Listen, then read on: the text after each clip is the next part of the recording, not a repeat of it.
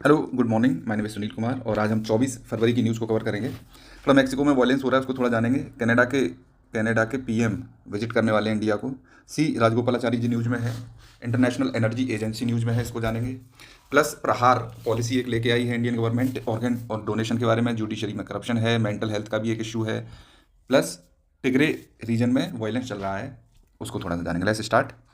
पहला मैं बता देता हूँ, ये है अल मेंचो।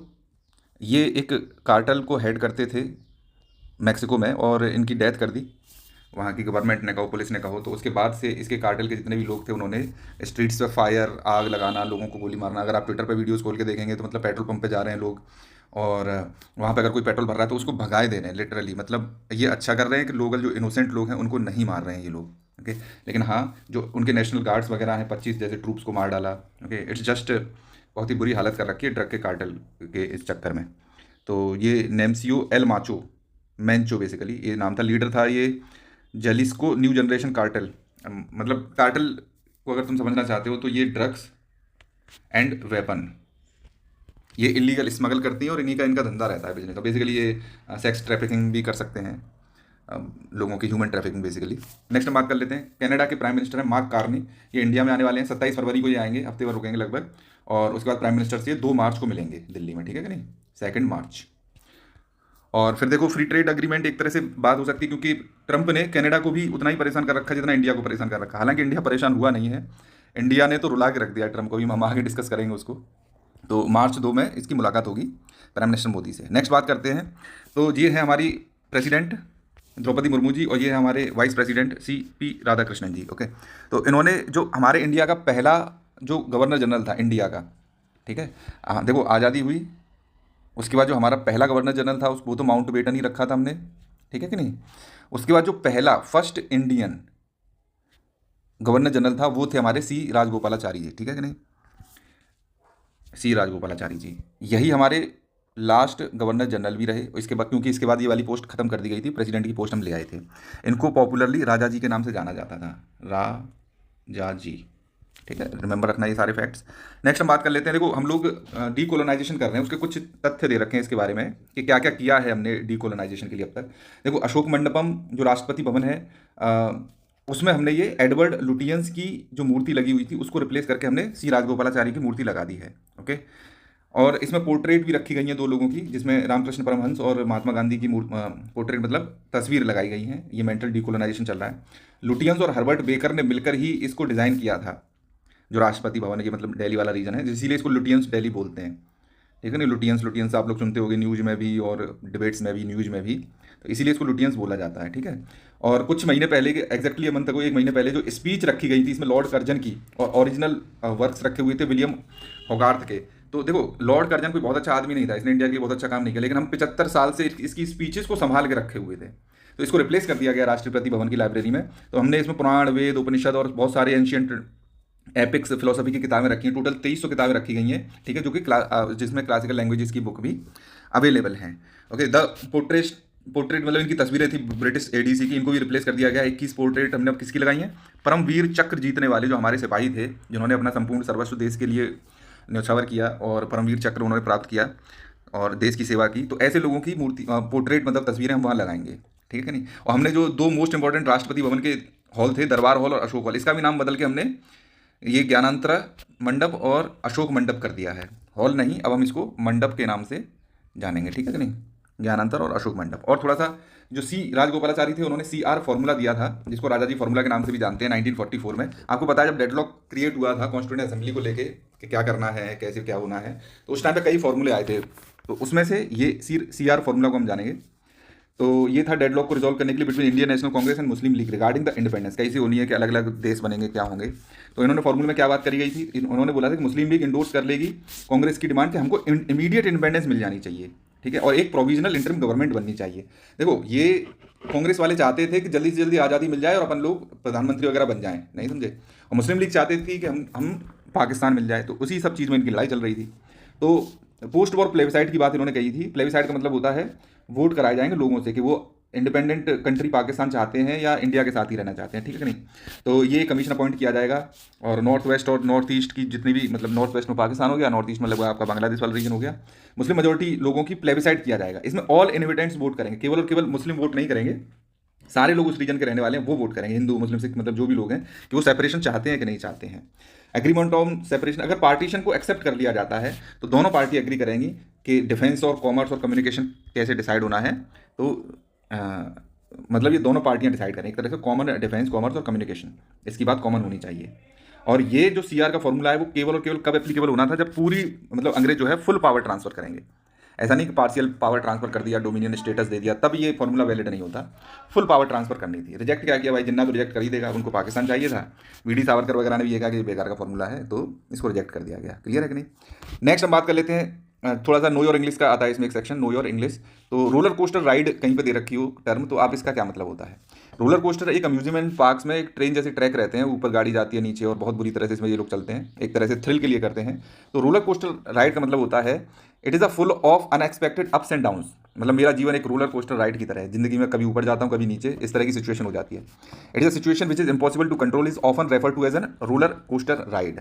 प्लस देखो वर्टिकली चैलेंज्ड एक टर्म है, ये जरूरी है। जैसे अगर कोई आदमी है नाटा है, ओके, और आप वो उसको बोलते हो भाई तू नाटा क्यों है, तो वो चिढ़ जाता है। People who generally don't like to be told that they are short, तो आप उससे वर्टिकली चैलेंज्ड कह सकते हो।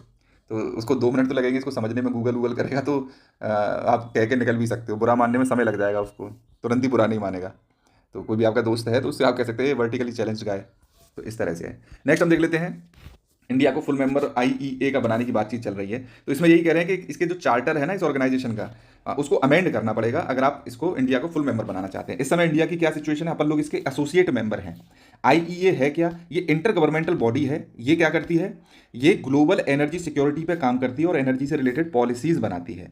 अभी आगे आने वाले इस समय में इसका जो रोल है वो एनर्जी से रिलेटेड न रह के अब ये लोग क्लाइमेट चेंज का एजेंडा भी थोड़ा सा देख लेते हैं और एनर्जी में ट्रांजिशन, मतलब जो हम क्लीन एनर्जी की तरफ ट्रांजिशन करने वाले हैं उसकी तरफ भी ये लोग इस पर ध्यान देने लगे हैं। ठीक है, तो इनिशियली इनका मैंडेट क्या था, ग्लोबल एनर्जी सिक्योरिटी और पॉलिसी मेकिंग का। अब क्लाइमेट चेंज और एनर्जी ट्रांजिशन को भी ये लोग लेने लगे हैं। क्लियर है ये चीज़। इसको क्रिएट कब किया गया था, 1974 में इसको क्रिएट किया गया था, जब ग्लोबल एनर्जी क्राइसिस आई थी, जब अरब रीजन की ऑयल प्रोड्यूसिंग कंट्रीज ने ऑयल एम्बार्गो लगा दिया था कि अपन लोग ऑयल को भेजेंगे ही नहीं, विदेश बेचेंगे ही नहीं। दुनिया में ऑयल क्राइसिस खड़ी कर दी थी। 1973 में योम कूपियर वॉर चल रहा था, आपको पता होना चाहिए। 2023 में इसी की 50वीं सालगिरह मना रहे थे ये लोग, और हमास ने किस पे अटैक कर दिया था, इसराइल पे। ठीक है, तो ये योम कूपियर वॉर के टाइम पे इसका गठन किया गया था इसके बाद ही। प्लस इंडिया की जो मेंबरशिप की रिक्वेस्ट है वो स्ट्रेट फॉरवर्ड नहीं है। इन लोगों को क्या करना पड़ेगा इंडिया को मेंबर बनाने के लिए, they have to amend its founding legal framework. जो इसका चार्टर है ना, जिस लॉ के अंतर्गत ये बनाया गया था उसको चेंज करना पड़ेगा, क्योंकि उस लॉ में ये लिखा हुआ है, उस चार्टर में ये लिखा हुआ है कि केवल और केवल ओईसीडी कंट्री के मेंबर ही इसका मेंबर बन सकते हैं। ओईसीडी क्या है, ये है organisation of economic cooperation and development, मतलब बेसिकली रिच कंट्रियों का ग्रुप है ना।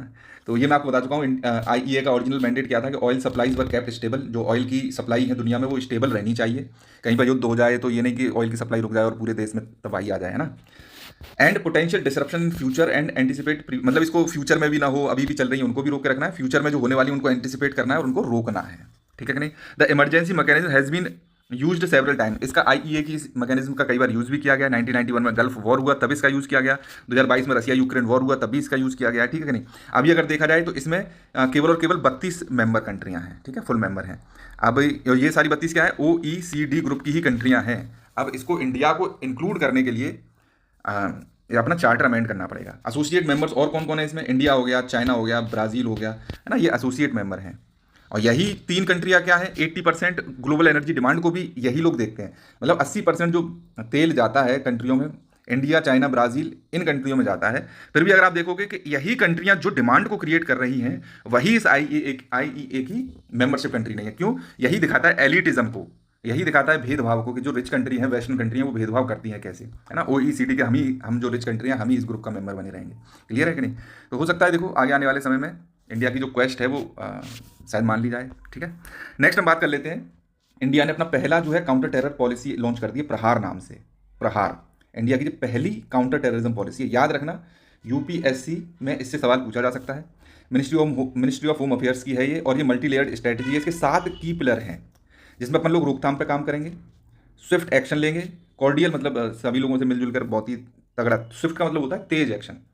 जैसे अभी अटैक हुआ तो with in like few minutes terrorism से लड़ने पहुंच जाएंगे। इंटरनल कैपेसिटीज़ को हमें बढ़ाना है। कैपेसिटीज़ का मतलब सर्विलांस हो गया, और अपना जो इंटेलिजेंस ब्यूरो का नेटवर्क है, इंटेलिजेंस नेटवर्क है बेसिकली, उसको एनहेंस करना है। अपहोल्डिंग ह्यूमन राइट्स और law and order, rule of law establish करना, मतलब आतंकवादियों के भी ह्यूमन राइट्स को अपन लोगों को मेंटेन करके चलना है।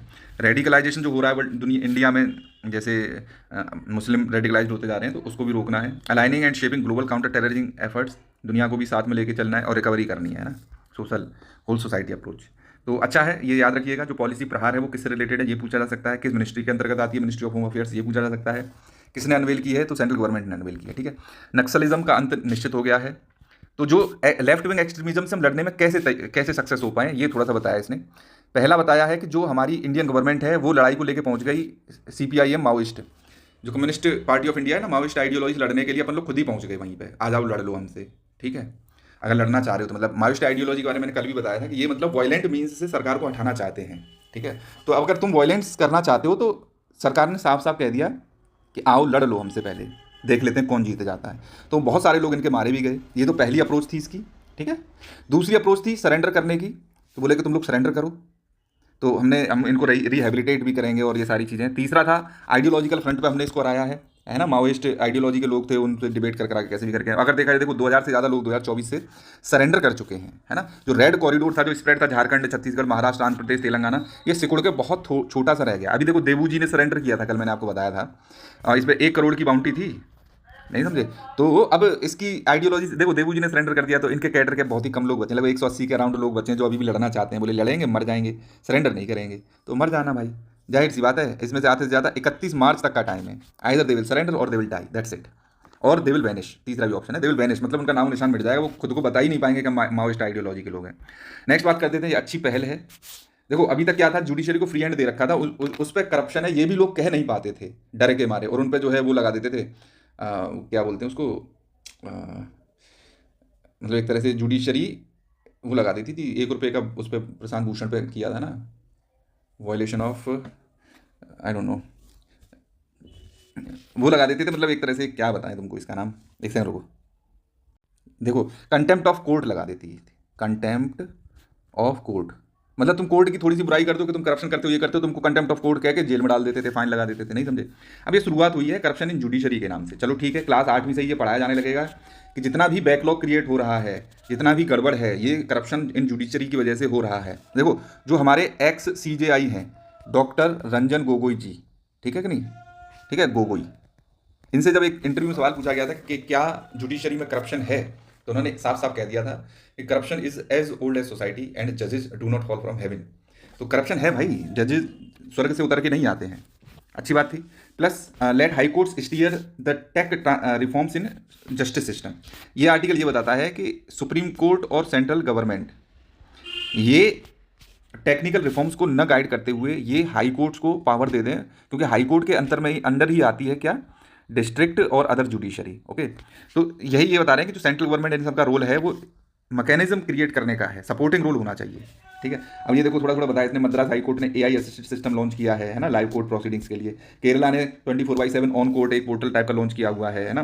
हमारा 20 साल से ई कोर्ट मिशन चल भी रहा है साथ में, जिसमें हम लोग 4000 करोड़ रुपए लगभग खर्ची भी कर चुके हैं, लेकिन फिर भी इनका क्या है, इम्प्लीमेंटेशन स्लो है। इसके 3 रीजन बताए हैं कि इसको कैसे बढ़ा सकते हैं। पहला है कि constitution and administrative logical support जो देनी है, आर्टिकल 227 के तहत ये बोलते हैं कि जो हाई कोर्ट्स है ना, उनका एडमिनिस्ट्रेटिव सुप्रिटेंडेंस है डिस्ट्रिक्ट कोर्ट के ऊपर। तो हाई कोर्ट को पावर दो तुम लोग कि तुम डिजिटल अगर रिवॉल्यूशन लाना है डिस्ट्रिक्ट कोर्ट्स वगैरह में, तो हाई कोर्ट लेके आए। Second, local problems local solution need करती हैं। अब सेंट्रल गवर्नमेंट को क्या पता है कि कोई गांव मथुरा के कोने में है या तेलंगाना के किसी गांव में कोई इश्यू आ रहा है, शहर में कोई इश्यू आ रहा है, तो सेंट्रल गवर्नमेंट को या उसको कोई पता नहीं है। लेकिन हाँ, डिस्ट्रिक्ट कोर्ट की बातें हाई कोर्ट तक जाती हैं, क्योंकि court of appeal district courts के लिए कौन होता है, हाई कोर्ट होता है। ओके, तो हाई कोर्ट में ही चीज़ें जाती हैं, तो उन्हें पता रहता है कि इस कोर्ट में, इस डिस्ट्रिक्ट में ये सारी प्रॉब्लम्स हैं, तो वो सॉल्यूशन निकाल सकते हैं। तीसरा है तो डिसेंट्रलाइजेशन करना है पॉलिसी एंड इनोवेशन में, तो ये एक तरह से कॉन्स्टिट्यूशनल मैंडेट भी वैसे नहीं कह सकते। आर्टिकल जो कॉन्स्टिट्यूशनल अमेंडमेंट एक्ट 73 हुए थे ना, 74, वो तो पॉलिटिकल फील्ड में हुए थे, तो इसकी वजह से भी अपन लोग इसमें भी कर सकते हैं एक तरह से, है ना। टेलर्ड पायलट्स प्रोजेक्ट लगाने की जरूरत है, पुअरली इन्वेस्टमेंट ये सब नहीं करना है। Central and supreme government can create a mechanism to ensure both. है ना, ये रिड्यूस वगैरह को। अब इसने ऑप्शन दे रखे हैं क्या क्या कर सकती है सेंट्रल गवर्नमेंट।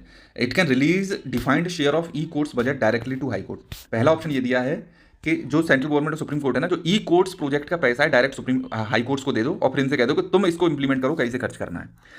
दूसरा ऑप्शन दे रखा है disbursement can be tied to simple auditable outcomes. तुम अगर पैसा दे भी रहे हो हाई कोर्ट्स वगैरह को तो उसको टाई अप कर दो आउटकम्स से। मतलब तुमने पैसा दिया, मान लो कि हर एक जो भी कोर्ट है उसमें एक कंप्यूटर होना चाहिए, तभी इतना पैसा मिलेगा। अगर ऐसा हो जाए कि हाँ चलो एक एक कंप्यूटर पहुंच गया हर एक कोर्ट रूम में, तो ये पैसा डिस्बर्स कर दो, ठीक है। तो आउटकम्स से रिलेट कर दो। तीसरा ऑप्शन दे रखा है creating a competitive grants for innovation. अगर तुमको पैसा चाहिए सेंट्रल गवर्नमेंट से तो तुम इनोवेशन करके दिखाओ। जो जितना ज़्यादा इनोवेशन कर देगा कोर्ट के फील्ड में, टेक्नोलॉजी के फील्ड में, मतलब कोर्ट की प्रोसीडिंग्स को ईजी करने के लिए, उसको उतना ज़्यादा पैसा मिल जाएगा। तो जाहिर सी बात है कि जितने ज़्यादा स्टेट्स ये सब करेंगे तो वो इनोवेशन करने की कोशिश करेंगे कि उन्हें ज़्यादा पैसा मिल जाए, ठीक है कि नहीं। सेंट्रल गवर्नमेंट का रूल क्या होना चाहिए, सेंट्रल बॉडीज़ का लिमिटेड होना चाहिए। हमको डिजिटल पब्लिक इंफ्रास्ट्रक्चर, जैसे आपका यूपीआई टाइप की चीज़ें हो गई ना, ई कोर्ट्स हो गया, तो इस तरह का डिजिटल पब्लिक इंफ्रास्ट्रक्चर क्रिएट करने की जरूरत है। बहुत ज़्यादा इंटरफियरेंस ना करें, ये बेसिकली डेलीगेशन कर दें। पैसा कैसे देना है हाई कोर्ट को, ये तुम कह दो कि हम किस तरह से देना चाहते हैं, आउटकम बेस्ड देना चाहते हैं, किस तरह से देना चाहते हैं। बाकी का हाई कोर्ट पे छोड़ दें कि तुम किस तरह से इसको इंप्लीमेंट करना चाहते हो। नेक्स्ट बात कर लेते हैं, ये British academy film awards launch हुए हैं। तो ये वन बैटल आफ्टर एनदर इस मूवी को दिए गए हैं, ठीक है। और इसके डायरेक्टर का भी नाम आप याद रख सकते हो, इसका नाम है पॉल थॉमस एंडरसन, ठीक है, पॉल थॉमस एंडरसन। ये दो नाम याद कर लेना, ब्रिटिश एकेडमी अवार्ड्स हैं ये, और वन बैटल आफ्टर एनदर मैं लिख देता हूँ यहाँ पर, ये लिखा भी हुआ है, क्या जरूरत लिखनी, ठीक है, just remember this name. Next हम बात कर लेते हैं, interfaith marriages are not prohibited under UP conversion law. तो basically special Hindu marriage act है ना, ये लाया ही इसलिए गया था कि हिंदुओं को कन्वर्ट किया जा सके। देखो अंग्रेज छोड़कर गए थे, ये चीज़ ध्यान रखना। अंग्रेज भारत को छोड़ के गए थे तो अंग्रेज के जो मिशनरीज थे वो चाहते थे कि इंडिया में कन्वर्जन चलता रहे, ठीक है। प्लस गांधी हो गया, है ना, प्लस नेहरू हो गया, इन्होंने पाकिस्तान तो दे दिया, पाकिस्तान बना दिया, है ना, पाकिस्तान बांग्लादेश बना दिया। उसके बाद भी ये चाहते थे कि इंडिया में मुसलमान सुरक्षित बने रहें और कन्वर्जन करते रहें, ठीक है कि नहीं। तो ये बना के क्या चले गए हैं, इस हिंदू स्पेशल मैरिज एक्ट, क्योंकि ये आइडियोलॉजी, ये बेसिकली जो गांधी नेहरू हो गए अंग्रेजों के चमचे थे, लिटरली उनकी जो कह सकते हैं टेस्ट में ब्रिटिश थे। कपड़े भी अंग्रेजों के पहनते थे, विचार भी अंग्रेजों के थे, रहन सहन चलना सब कुछ, अय्याशियाँ सब अंग्रेजों की थी इनके अंदर। तो जो इंडियन वैल्यूज़ ही जब इनके अंदर नहीं थी तो जाहिर सी बात है ये पूरी जो हिंदू कल्चर था उसको डिस्ट्रॉय करने का ही काम करना चाहते थे। तो इन्होंने नींव रख दी थी आज़ादी के बाद भी कि कैसे आगे चलते समय में क्रिश्चियन हो गए और मुस्लिम्स हो गए, ये हिंदू पॉपुलेशन को धीरे धीरे करके खत्म कर पाएँ और कन्वर्जेंस कर पाएँ, ठीक है कि नहीं। तो स्पेशल हिंदू मैरिज एक्ट आया था। अब इसको रोकने के लिए जो बीजेपी गवर्नमेंट है वो कई सारे लॉ लेके आती है, जैसे यूपी में आया था अनलॉफुल कन्वर्जन रिलीजियस एक्ट 2021 में। अब देखो डायरेक्टली हम लिव इन रिलेशनशिप्स हो गए, ये इंडिविजुअल फ्रीडम्स की बात आती है आर्टिकल 21 के तहत। हम किसके साथ रहना चाहते हैं शादी से पहले, है ना, किसके साथ क्या करना चाहते हैं, तो ये इंडिविजुअल लिबर्टी की बात आती है। अब आपको पता है आर्टिकल 21 लिविंग राइट है, इसमें कई सारे हमने वो दे रखे हैं, right to choose, right to marry to a person of its own choice. मतलब एक आदमी से शादी करनी है तो हम अपनी मर्जी के आदमी से शादी करना चाहते हैं, इस तरह के इसमें वो कर रखे हैं। तो वही चीज़ है, देखो 7 मुस्लिम लड़के और 5 हिंदू लड़कियाँ, तो इन्होंने पिटीशन फाइल किया कि हम अलग से रहना चाहते हैं लिव इन में, और यही सारी चीज़ें। तो इलाहाबाद हाईकोर्ट ने साफ साफ कह दिया, देखो लिव इन रिलेशनशिप और interfaith couples does not constitute an offence under Uttar Pradesh का ये जो लॉ आया हुआ है इसके तहत। तो देखो इसमें गलती हम हाईकोर्ट की नहीं मानेंगे कि हाईकोर्ट इनको रोक नहीं पाया है, लड़का लड़की साथ में रहना चाहते हैं, हिंदू मतलब हिंदू लड़कियां मुस्लिम लड़के, तो इसमें इलाहाबाद हाईकोर्ट की गलती नहीं है। इसमें जो लॉज बने हुए हैं, जो कानून बने हुए हैं, जो अंग्रेजों के बनाए हुए अभी तक कानून है जिनको हम फॉलो करते आए हैं, और 70 साल में 75 साल में आज़ादी के बाद भी अब तक वो इतने गहरे हो चुके हैं सोसाइटी में कि हमें पता ही नहीं चलता कि अंग्रेजों के बनाए हुए हैं। मतलब आज भी लोग ये कहते हैं कि नहीं ये तो हम ही लोगों ने बनाए हैं कानून, ये भाई साहब ये हमारे बनाए हुए कानून नहीं है, ये अंग्रेजों के बनाए हुए कानून है, अंग्रेजों की मेंटेलिटी के लोगों के द्वारा बनाए हुए कानून है, नहीं समझे। तो इलाहाबाद हाईकोर्ट के हाथ बंधे हुए हैं इस केस में। नेक्स्ट हम बात कर लेते हैं टिग्रे रीजन की बात करें। इथोपिया है ये रीजन है टिग्रे।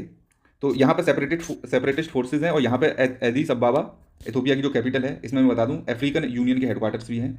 तो यहाँ पर इसकी फेडरल गवर्नमेंट है, ठीक है। तो इनके बीच में लड़ाई शुरू हो गई थी 2022-23 में, बहुत तगड़ा ब्रूटल कॉन्फ्लिक्ट हुआ था। उसके बाद इन्होंने एक एग्रीमेंट साइन कर लिया था कि चलो ठीक है हम लड़ेंगे नहीं, तुम इधर रूल करते रहो, हम इधर रूल करते रहेंगे, लेकिन तुम्हारे अंडर में बने रहोगे, और मतलब एक तरह से एक यूनाइटेड इथोपिया चलता रहेगा। बस यही है कि अभी फिर से हो सकता है कि क्या कहते हैं इसमें वायलेंस स्टार्ट हो जाए। ये कह रहा है ना वुंड्स फ्रॉम द पास्ट, जो घाव हैं पास्ट के, तो उनसे डर बन रहा है कि फ्यूचर इथोपिया का कैसा रहने वाला है, ठीक है नहीं। ये सारी कहानियाँ थोड़ा सा इसको ध्यान रखना, बस इथोपिया का मतलब ये याद रखना जो टिग्रे है ना, टिग्रे प्रोविंस, ये कहाँ पड़ता है? ये इथोपिया में पड़ता है। ओके, और इथोपिया क्या है? It is a land locked country, ये भी याद रखना।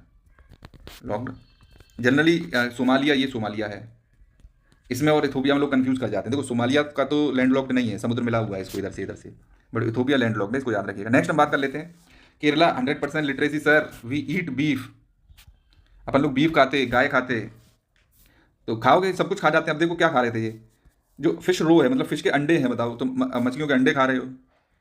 अब मछलियों के अंडे खाओगे तो बीमार हो जाओगे भाई। दिमाग, न्यूरोटॉक्सिन्स, दिमाग वाले जो दिमाग को खत्म कर देने वाले न्यूरोटॉक्सिन्स है ना, उसकी वजह से बहुत सारे बीमार हो गए। 3 लोग हैं, एक ही फैमिली से बिलोंग करते हैं, 6 लोगों की से कई लोगों की डेथ भी हो गई है इससे, नहीं समझे? Acute conditions. तो एक तरह से मानो ना, जो फसाई है FSSAI और प्लस स्टेट्स की वो रहती हैं फूड एजेंसीज, वो बिल्कुल काम नहीं कर रही हैं, जहर खिलाया जा रहा है। अभी एक और न्यूज़ आगे मैं दिखाऊंगा जिसमें उसको मार दिया, मतलब दूध जहरीला खिला देने से भी मार दिया गया है। नेक्स्ट बात कर लेते हैं। देखो ऑर्गन डोनेशन के लिए प्राइम मिनिस्टर मोदी ने मन की बात में कहा है कि भाई ऑर्गन डोनेशन करो, ठीक है। और इन्होंने नाम भी बताया कि अलीना शेरीन इब्राहिम, ये ज्यूज मान सकते हैं इसको, मुस्लिम नहीं है ये। ऑर्गन डोनेट किए, दिल्ली की लक्ष्मी देवी ने मरने के बाद ऑर्गन डोनेट किए, ठीक है कि नहीं? तो बोल रहे हैं कि तुम करो। The number of transplant using organs from disease donors was highest in 2024। मरने के बाद लोगों ने ऑर्गन डोनेशन किया है, तो सबसे ज़्यादा कब रहे हैं? ये 2024 में रहे हैं। 16% का इंक्रीज देखने को मिला 2024 में। ये NOTTO national organ tissue transplant organisation है, ये इसको देखती है, ये याद रखना। ओके, नोटो ऑर्गेनाइजेशन डोनेशंस को देखती है। मोर मतलब मरने के बाद लोग डोनेट कर दें, ऐसा नहीं मरने के बाद जला दो या गाड़ दो, डोनेशन करने की बात की जा रही है कि लोगों के काम आ जाएं। प्रमोटिंग ऑर्गन डोनेशन, तो इसको प्रमोट करने के लिए क्या क्या बात की गई? तो नोटो ने बहुत सारे काम किए हैं। पहले रिक्वायरमेंट होती थी कि तुमको आदमी मर जाएगा तो उसकी डोमिसाइल के कहाँ का रहने वाला है ना, उसकी एज कितनी है, तो ये सब करना पड़ता था, वो भी कर दिए। एक नेशनल पोर्टल वो खत्म कर दी, मतलब ये रिक्वायरमेंट, प्लस एक नेशनल पोर्टल बनाया गया, यूनिफॉर्म नेशनल पोर्टल बनाया गया रजिस्ट्रेशन के लिए, यूनिफॉर्म पॉलिसी लेके आए हैं ट्रांसपेरेंसी के लिए। और वेस्टेज, मतलब कोई ऑर्गन हार्वेस्ट कर लिया और टाइम पे आदमी पहुंच नहीं पाया रिसीव करने के लिए, पता चला ऑर्गन ही खत्म हो गया, खराब हो गया, तो वेस्टेज को रिड्यूस करने के लिए भी। और डिजिटल वेटिंग लिस्ट बनाई जा रही है, ऐसा नहीं कि मतलब कोई अमीर आदमी है तो लिस्ट में ऊपर पहुंच जाए, मतलब में, नहीं समझे? तो डिजिटल लिस्ट रहेगी, ये सबके पास रहेगी, details of anyone in the country. तो जाहिर सी बात है फिर लाइन से ही लोगों को ऑर्गन मिलेंगे। और तमिलनाडु में देखा जाए तो highest number of diseased donors देखे गए मरने के बाद, और दिल्ली में लिविंग डोनर सबसे ज़्यादा थे, ठीक है, याद रखना। प्लस इसमें देखो ऑर्गन डोनेशन में दिक्कत नहीं है, इंटर रिलीजियस डिस्पैरिटी है। एक रिलीजन ऐसा है, पीसफुल रिलीजन, वो कहता है कि अपन लोग ऑर्गन ले सकते हैं पर डोनेट नहीं कर सकते। दिस इज द हिपोक्रेसी, मतलब लिटरली ये हिपोक्रेसी है। तो आप रिसीविंग एंड पे देखोगे तो डोनर्स, रिसीविंग लिस्ट में अगर आप देखोगे तो मैक्सिमम जो डोनर्स मिलते हैं वो मुस्लिम कम्युनिटी को जाते हैं। लेकिन डोनर की लिस्ट देखोगे तो जीरो ऑर्गन्स जो आते हैं ना, वो उस कम्युनिटी से आते हैं। प्लस रिच पुअर डिवाइड भी है। रिच लोगों को थोड़ा सा ये पता है कि हाँ इससे कुछ भला होगा, लोगों का अवेयरनेस है, तो वो डोनेट कर देते हैं, ठीक है कि नहीं? लेकिन पुअर लोग हैं, उनको डर बना रहता है कि हमारा ये हो जाएगा वो हो जाएगा, तो हमको मतलब थोड़ा अंधविश्वास भी है कि भटकेंगे आत्माएं, तो उसकी वजह से वो लोग डोनेट नहीं करते हैं। प्लस अगर वैसे भी देखा जाए तो देखो इसका एक प्रॉपर सॉल्यूशन पता है क्या है? प्रॉपर सॉल्यूशन ये है कि जो इलीगल लोग हैं इंडिया में, बांग्लादेशी, ठीक है, और जो रेपिस्ट वगैरह हो गए, इस तरह के क्रिमिनल्स हो गए, जाहिर सी बात है our society does not need this type of people. Okay, society का मेन रोल क्या है? पीसफुल रहना है। इलीगल लोग आके यहाँ पर रेप करते हैं, चोरियाँ चकारियाँ, मतलब पता नहीं क्या क्या कर रहे हैं, इलीगल स्मगलिंग कर रहे हैं, गायों को मार मार के बाहर भेज रहे हैं, इस तरह की हरकतें कर रहे हैं, तो they can be like you know.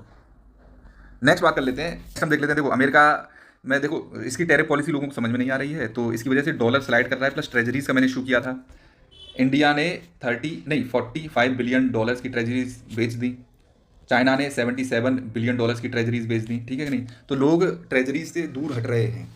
Okay, तो इसकी वजह से देखोगे ना, तो 10 यील्ड की बात करें तो 0.01% से उसमें यील्ड्स में कमी आई है। तो 0.